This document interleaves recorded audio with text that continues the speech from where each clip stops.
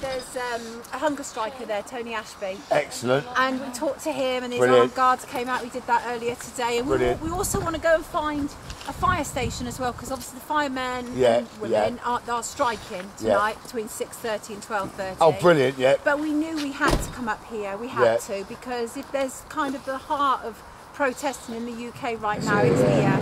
And so it just symbolically, it seemed the right thing to do. You know, not just for myself, not just for my friends, but for everyone. and the people I care about, but for everybody, really. Because you know that we've supported you anywhere. Yeah, and we'll absolutely. continue to. Yeah, I enjoyed our chat the other week. I enjoyed it thoroughly. It was lovely. It's good, wasn't it? It was really, this might really interest you, this place here. Yeah, what's this? This is a children's prison. Oh, God. This is... it's where the boys that the boys who killed Jamie Bolger. Jamie Bolger and then pulled over put in there. That is a secure children's unit. This is real common purpose bullshit. This is no doubt privatised as well. It probably is now, It's still they're building extensions. Why are they building an extension on a children's home? Yeah. You know what I mean? This is secret courts and all this sort of thing going on. God knows what goes on in there. When you know it, mate. You know there's abuse. It's good. That is child abuse there. You know it. Yeah. It stinks. So we're going to make a little film about that tomorrow. We'll post it to you, etc. Do that. Yeah, we'll do that. But I didn't. Because even though you posted to me, or one of you posted to me, we're going up to Barton Moss. I didn't want to tell you. Ah, brilliant! It's a really nice surprise. Well, that's how I am, really. That's great. We love that. We love that. Yeah. Take Sonia down to the camp. Have you not been down there? No, not really. Well, we can't. Let's. Yeah, we came to look for you. Yeah, no, let's go. Let's go and say hello. Yeah. Kenny, you got arrested today. Yesterday. Yesterday, what did you get arrested? Well, I got arrested originally when I got arrested at Barton. On the 25th of September, I was supposed to go to court. Okay. Couldn't get there because I had no money in Crawley, which is about 25 miles from where I live in Brighton. So I went to Brighton police station at 10 o'clock in the morning to surrender my bail, and they refused to accept it. So I had a little bit of an argument in there. I then walked 2 miles to Hove police station, which is in Hove Town Hall, and I tried to surrender my bail there. They again refused to accept it. Told me to hitchhike if necessary. I've got you back, love. Which is breaking the law. So I had a little bit of an argument. I kicked a flower pot over, and the police have been after me ever since then, and they arrested me up here yesterday for kicking that plant pot over. And the total damage to the plant pot is £13.30. Right. Yeah, I've now been arrested. I've got to go to court with more expense to the taxpayers, etc. Over £13.30. So I'll give you the money now if you want. You know, down at the police station at Swinton. But it's ridiculous. They said you'd come up on computers wanting. I said, what for? They said, nothing up here. They said, it's down in Barton. So that's the plant pot then. They went, how do you know that? So it's the only thing I'm wanted for. And it's just ridiculous. It's a stake on. How much is the plant pot worth? £13.30. Yeah. And I wonder how much that would have cost then, just those proceedings. Oh, but this is the they haven't even finished yet. They're going to go to court with it. This is the best bit, Sonia. This is the best bit. Is that plant pot is actually owned by a private company that subcontracts to the council. It's not even council property. It's actually owned by a company that subcontracts to the council, by the city council. It's mad, isn't it?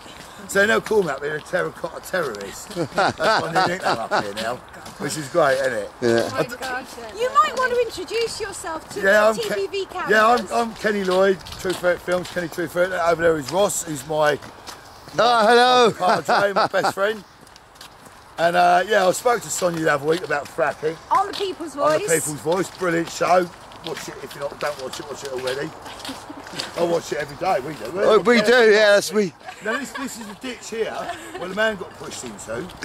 The other week he broke his femur. We've got several people who have witnessed that event. Can you repeat that?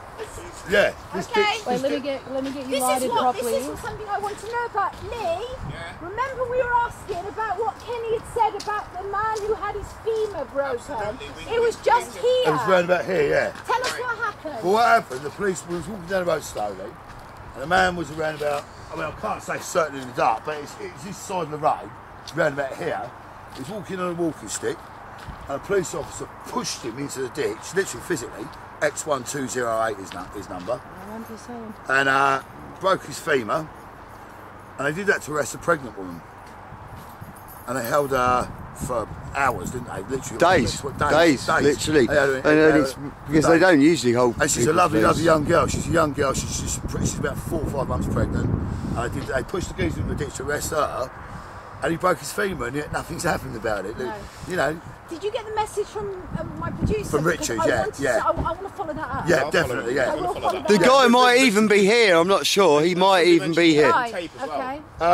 Yes, someone actually caught the offence. We caught the aftermath. Right. It was sort of over there. Somebody's got it on film. But no, we can direct you to that. Perfect. We can link you to that. Yeah. Oh yeah. Oh, it was actually cool. I think we need to follow that up. That needs to be followed up. Definitely, yeah. Because that. I'll just see who's here in the T10. Everybody. I think I'm all right, actually. Sonia. Yes, my love. This is my man, Big Dan from Occupy Days. Look, he turned up here. How are you? Turned up here. I don't know what the fuck. Sonia, man. Dan was also part of the team that I've got a copy there, sweet. Nice one. So you recognised each other? Well, can't miss him, can you? This guy used to be in the copper's face all the time. Seriously, I mean, like that. No, not that bad. Yeah, you were. I remember it. It's like in their face. So you were out camping there as well, were you, Dad? Doing it always, doing it hardcore. Now he's up here. That's mad. So we're not over No, it's sane. It's not mad. It's sane. Where is Mike? Where would you like to go? Yeah, that's the word. We can. Yeah, out here's all right. Or yeah, we can. If you. So Terry wrote this. Phil is in the garden. Is on the line a couple of weeks ago, Friday. It was basically the police intimidation, where they snatch people out. Basically, if they were walking too slow or doing virtually nothing, they pushed one man into a ditch and broke his leg. And the song actually wrote in the lay-by at the end, about 3 hours after it all happened. Well, let me read you some of the lyrics from this. Jack boots pounding, intimidation time, keep it moving, hold the line, nice and slow, it ain't no crime, intimidation time. Grey-haired lady snatched out of line, intimidation time. Jack boots pounding, intimidation time, keep it moving, hold the line, at your own pace, it ain't no crime. Pregnant girl plods next to Madge, intimidation time. To nudge, sorry, that's my eyesight, that's my fault. Fetch her up before a judge, intimidation time. Jack boots pounding, intimidation time. Plod knocks man into ditch, breaks his leg, intimidation time. That son of a bitch, bet you don't pay for his crime, intimidation time. And it kind of goes on, and I think what it does is it captures exactly what you're saying, really, about what you've been basically witnessing about and the experiencing line here. yeah. Because one of the things that we heard before, which we had on the People's Voice, was Kenny from Truth Ferret told us about how a man had his femur broken. Yeah, that was on that day. That was the same day, yeah. And that's covered in here, Yeah, I it's think, covered in isn't there, it? yeah. Okay. Yeah, like I've been on 3 lines up to now, and basically it's the intimidation, like, especially for people what can't be a day in, day out. Right. They seem to get from the police. And where are the police tonight? Because they're noticeably absent, aren't they? Which is. I couldn't answer that. No But idea. have they been here today? I've not been here myself Right. today. You'll have to ask some of the Okay. regulars. All right, They just- I will do. But thank you. Can I keep Yeah, this? you can keep Thank that. you. Thanks Yeah. ever so much. Thank you. Nice one. Right, well, we've got some regulars here. Would you mind if I talk to you about. Jamie. Hi, guys. This one's where's- Jamie. Yeah, Jamie. Jamie's not regular. I'm here. Jamie did a guest visit. Jamie. Oh, I don't do Let's guest have a visits. regular. What's your Jamie. name? I don't Jamie. do guest visits. Talk to her. Come on, don't be Dan's not shy. Please, please. You're Boris. And you're. Colin. Boris and Colin. How long have good you been up here? Lovely to meet you. I'm Sonia. Nice to meet you. I don't really do handshakes. I'm more of a huggy kind of person. Really. Well, we'll do a hug. I'll give you a hug. There you go. That's a nice warm hug. Nice one.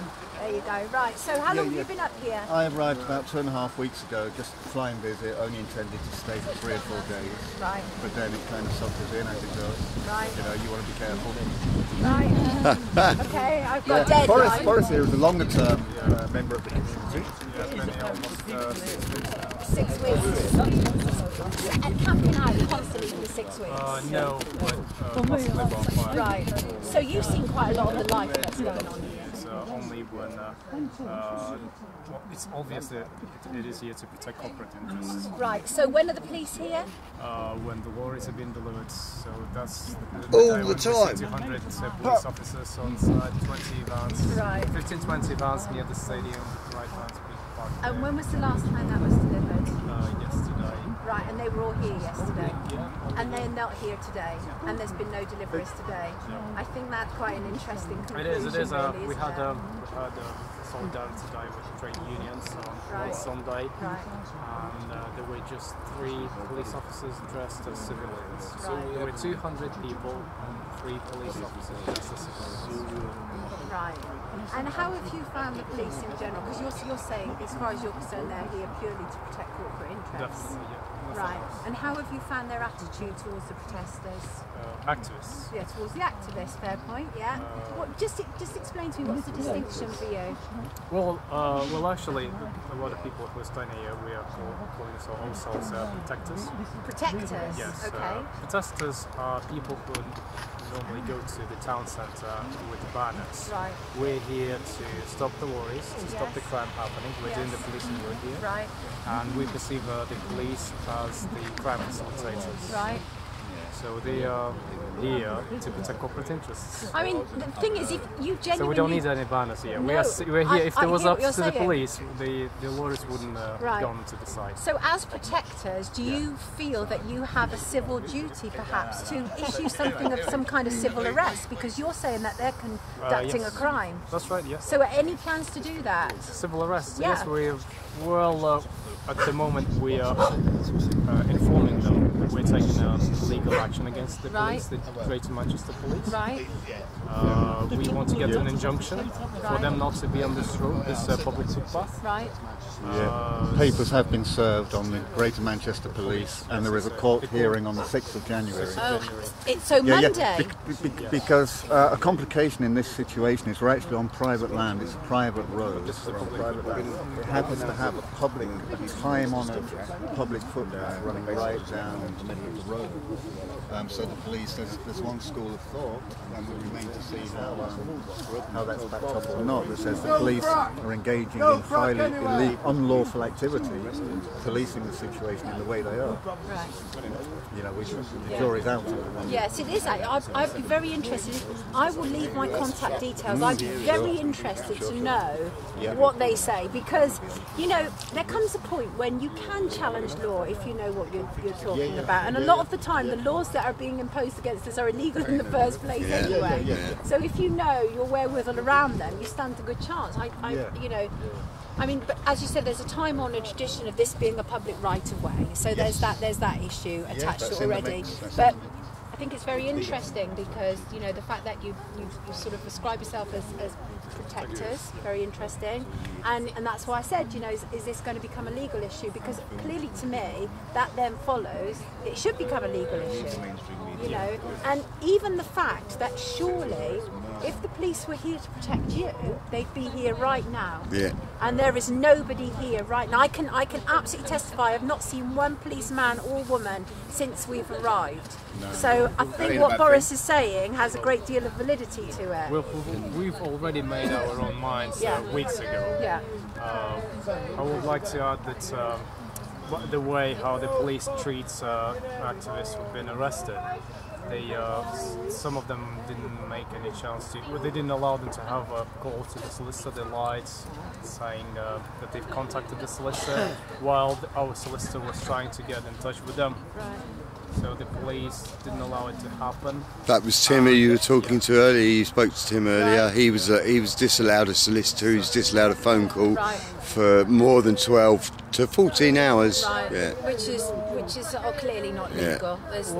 Taking into account the claims they are putting forward, allegedly for obstruction of a highway on a public footpath. We understand that this is absolutely stupid and daft case, and some of us have already been into the court as a general public to witness what happens in the court. Right. We've seen how the police was really pushing forward. I would say on behalf. If I didn't know that was the police, I would assume that this is another corporate entity. They were really pushing forward interests of iGas, of other corporations. They were not acting as an impartial third. And we've clearly got that on film. Yeah. I mean, I guess you've got wind of the recent revelations that apparently, allegedly, the Greater Manchester Police actually are invested in iGas as well.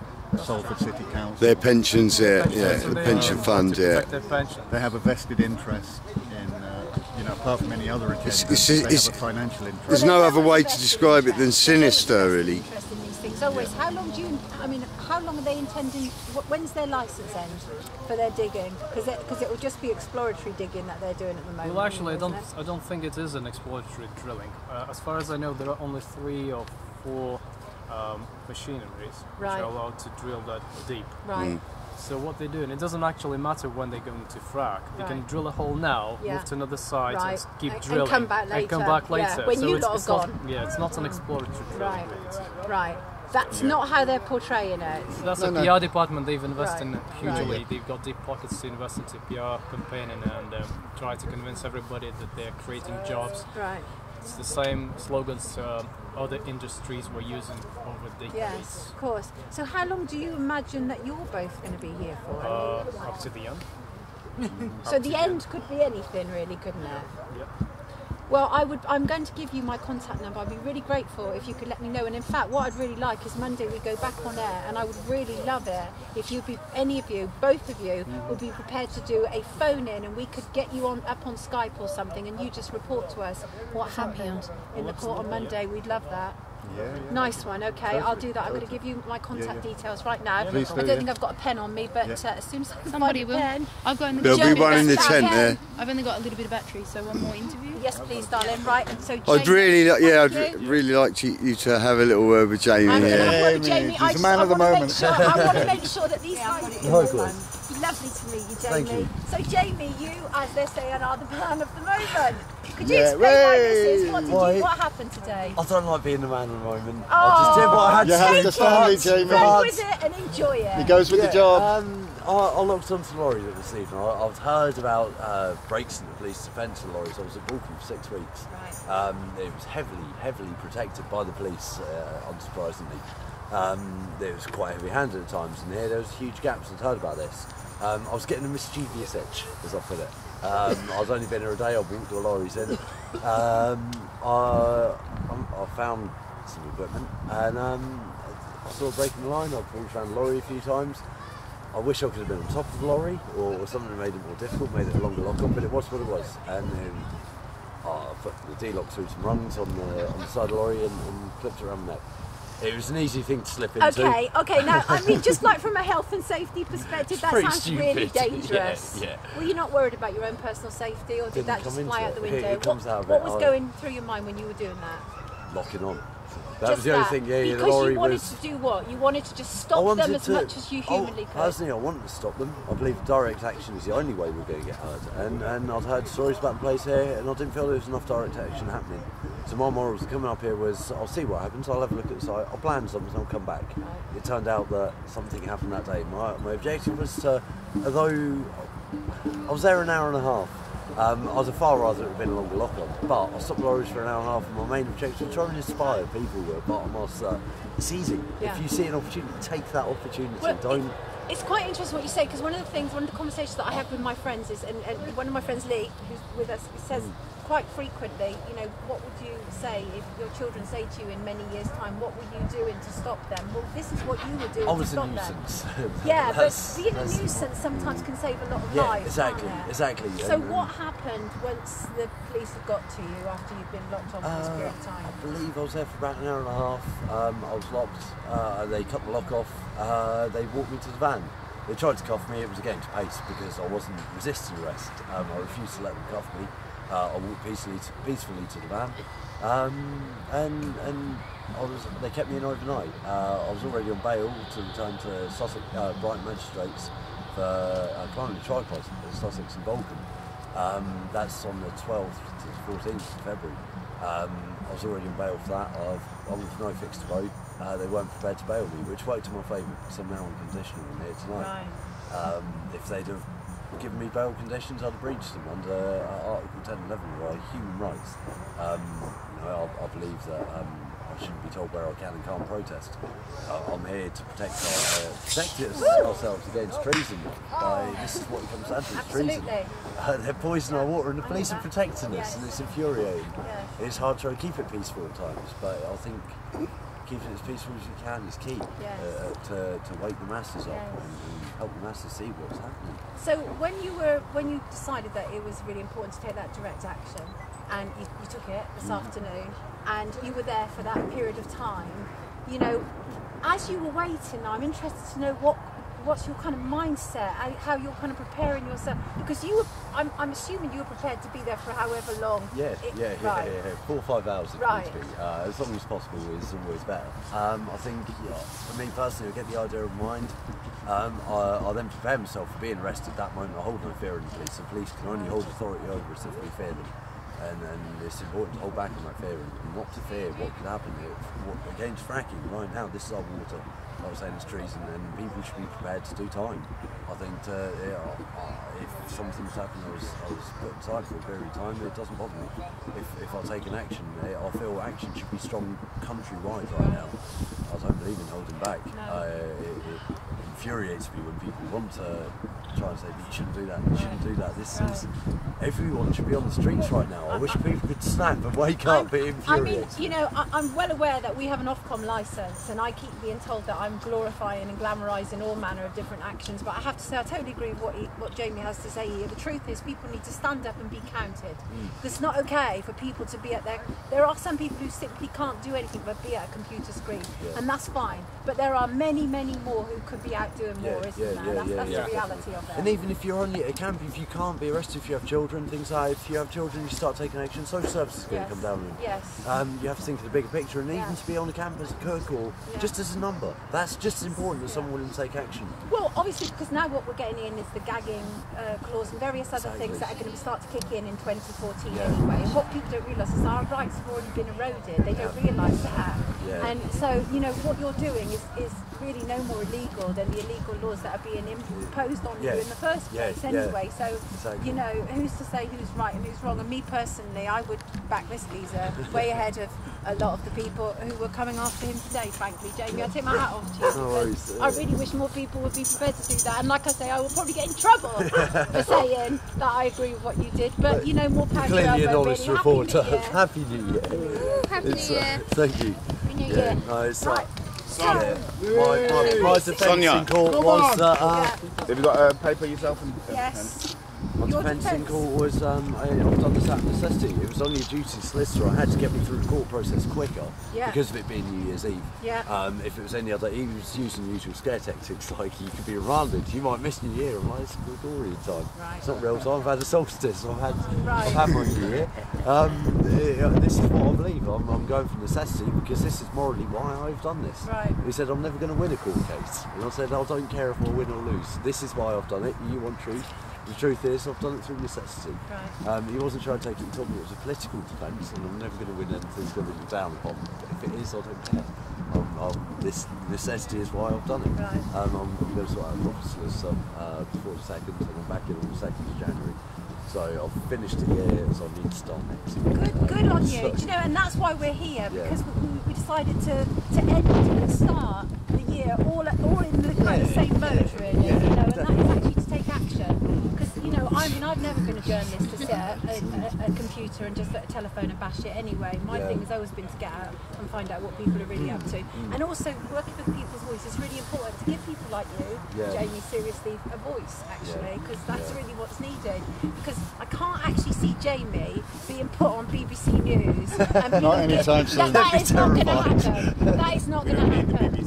No, we don't, and that's what we need. We need a really decent, strong alternative to all of that mainstream media. But we're building it. You know, we started off good, and we intend to keep building, really.